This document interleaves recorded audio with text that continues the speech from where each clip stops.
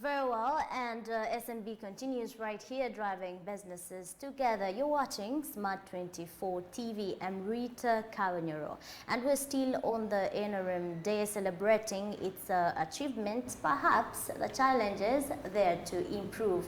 And we're going to be discussing on how youth can be empowered in the country regarding the journey so far we have taken on, or even the journey that NRM has taken on, even the governance, what more can empower the youth. Joining me is Innocent Kawoya, who is the CEO, Hi People, and recently he won an award for the CEO of the Year. Let us start it from there. Thank you so much for joining us right here on Smart 24 TV. I mean, how did you even come up to the top of the CEOs in the country? Congratulations again. Thank you, Rita, and congratulations to you in so many other aspects. And, good morning, everyone. This is my second TV appearance this year. The year started so busy. Well, I thank God 2021 and many other years in our career, the last 17 years, God has blessed myself and High People with a great team of innovators, of youth that that want to make a difference in our society, in our economy, and in our country.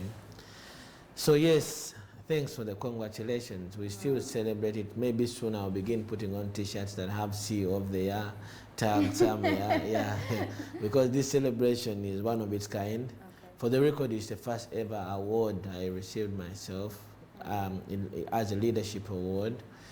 But it is speech to the fact that the team, the partners, the collaborators, the sponsors have all done so well to make sure that we deliver the job that we so do at High People. Yeah. Okay, yeah. And we're going to be joined very soon by Professor Waiswa Balenywa, who is the Vice Chancellor of MOOCS, that is Makerere University Business School. And we're still looking at the journey of NRM, it being empowered. I'm going to hold you for a bit, Innocent, and we get back to Professor Waiswa Balenywa. In case you are able to hear me, and a very good morning from Smart 24 right here. As a professor of the university, a higher institution, on a day like this, what do you make of it?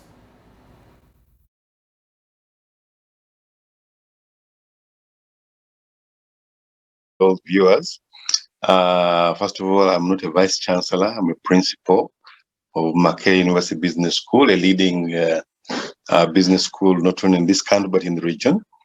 On a day like this, I have memories. As NRA took power, I was living in the flats opposite the main gate in Makerere University. We had been indoors for a couple of days, and we stayed indoors for another, I think, 2-3 days.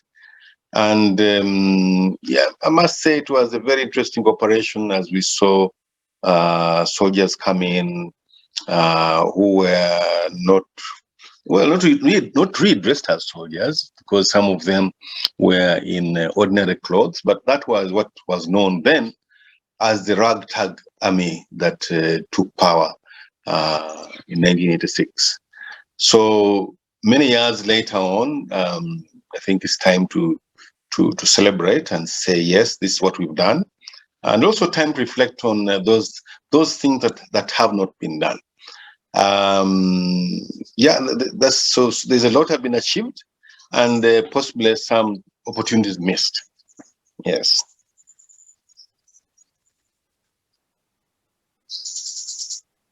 I still apologize for that. So, principal of Makerere University Business School, Professor, if you could share with us, yes, we believe, we know there could be many of the achievements that you have come along with, but what is that you can't, that cannot be left pointed out for in regards to the achievements so far around the education sector that you have attained? Well, the First of all, broadly in the economy, because the education sector is in the broad economy. Excuse me, my voice is not so good, but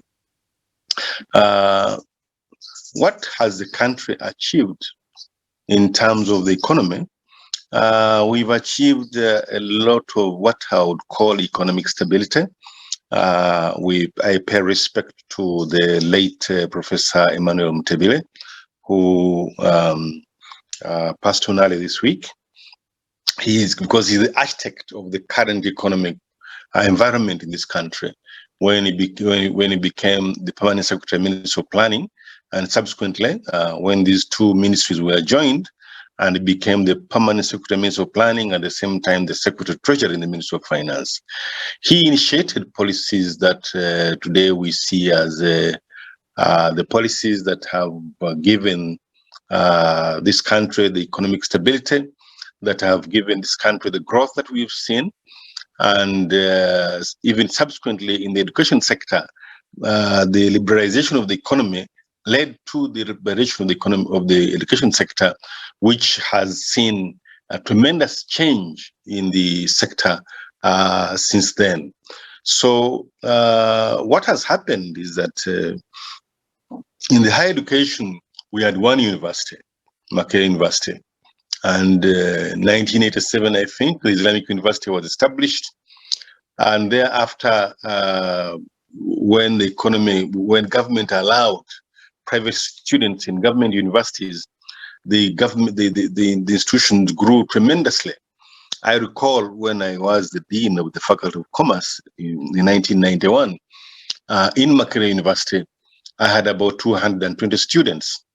And at that time, the Faculty of Commerce had a very small, possibly 5% or less of the students in Makerere. Today, MUBS has over approximately 20,000 students, and 95% of these are self-paying students. Only 5% are government students. And we've seen phenomenal growth. Today, we are talking about possibly 11 public universities and about 40 private universities. That is phenomenal growth in the economy, in the education sector. And it's coming from the policies that came up, that the NRM government put up. So really, that growth in the education sector is similar to the growth that we've seen in the economy over the years.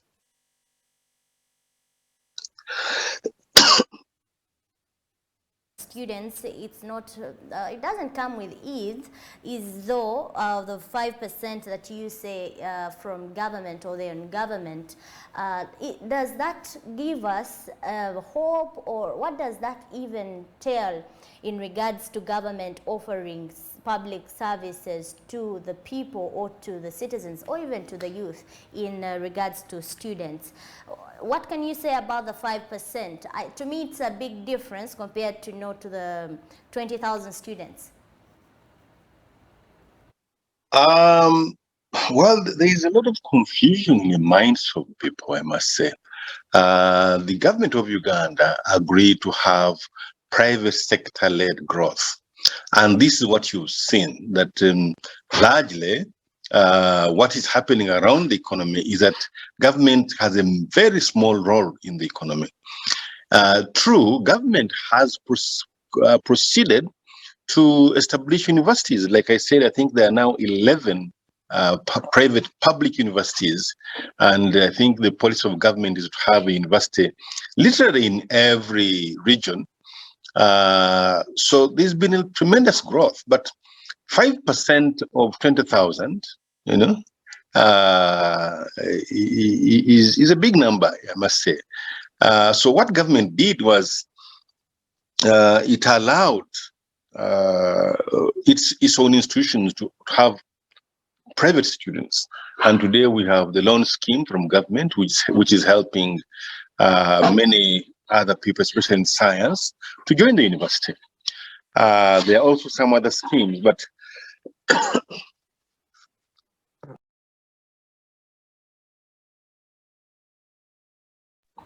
The,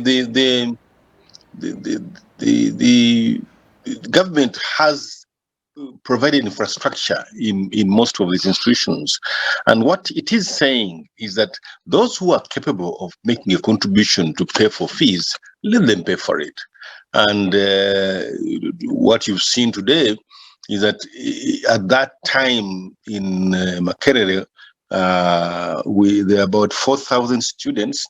Today, in all universities, I think the number is approximately 270,000. So that's phenomenal growth in the economy and the numbers of people in the universities. But admittedly, those who are paid for by government are a small number. And the numbers in public universities today, possibly they are maybe about 50% of what you see in all the universities. So yes, since the growth, the policy is private sector-led growth, the private sector has played a role in higher education, but government continues to play the biggest role, I must say. Okay, thank you so much for at least there has been a breakdown from you there. And Professor, I have come to learn about you extending actually university services or even a university to the people through your social media, through the workshops you do. I mean, if you could tell us where the inspiration comes from. Well, if you want to see progress of a nation, give them knowledge. And the other important point is that when you succeed alone, if you're the only person out there who is good enough, who has the resources, you start suffering the consequences of being alone on the table. So what's very important is bring as many people on the table so that when there is an issue to discuss, you have many people who are going to bring in ideas. If we are going to make a contribution to something, there is a large number of people to make a contribution. So one of my objectives at the time we started private programs was to increase access to higher education. You know, I really felt that there are many people out there who wanted to be educated but could not join government institutions because there was no capacity in government. So today when I talk about Makerere had 4,000 students in 1990. Today, some 25 years later on, Makerere, sorry, the entire numbers in universities is about 270,000. That's phenomenal growth. And so there are more people with education. Of course, there are challenges of unemployment, but that's something different. People are educated. So the motivation is, can we see more people educated? Can we see more people are better off than they were yesterday? And to me, that's why we started on the private programs, which has grown phenomenally, and every university has adopted it. And in the last 2 years, we've gone out on Zoom to really, again, go and provide information to those who are willing to learn. We have about 5 programs in MOOCs every week. They are educative programs. I know one of the ones which the leading one is a leadership program on weekends, which attracts over 1,000 people. But those who are willing to learn, those who are able and eager and curious are benefiting from the various programs that we're giving. Unfortunately, many people are not interested. They want the money, but they don't know how to get that money. They don't know that to get that money, they must acquire knowledge. So the motivation really is to see more and more people in the country educated. That's the only way we are going to be able to improve this country. And as you sum up, and I let you go for joining us right here, if you could share with us any sport that you would want to improve in case you have identified any in the education sector, just within seconds, please, Professor. Well, in the education sector, I think there are several things to do, not only one. One is the major reform, so that we take technical and vocational education in all educational institutions at the lower levels at different stages. Two is to have a mindset change among people so that technical and vocational education is not a by the way. You ask somebody, what are you doing? Ndimu kosi. They say it, with skepticism because they think it's not good enough. Whereas really, technical and vocational education is something that we should be putting at the front. There's a need to reform that so that secondary schools have a bit of technical and vocational education so that we give it a priority, we should fund it. And the third aspect that needs to be done is put more emphasis on science at all levels. It should be funded. And lastly, put all girls in school, let them stay in school until when they're about 20 years old. When they're 20 years old and they've not given birth, they will not be increasing the number of children. They will not be increasing poverty in the country. So to me, those are the issues in the education sector that we need to think about. So much for having joined us, and a very blessed day from us right here. Thank you.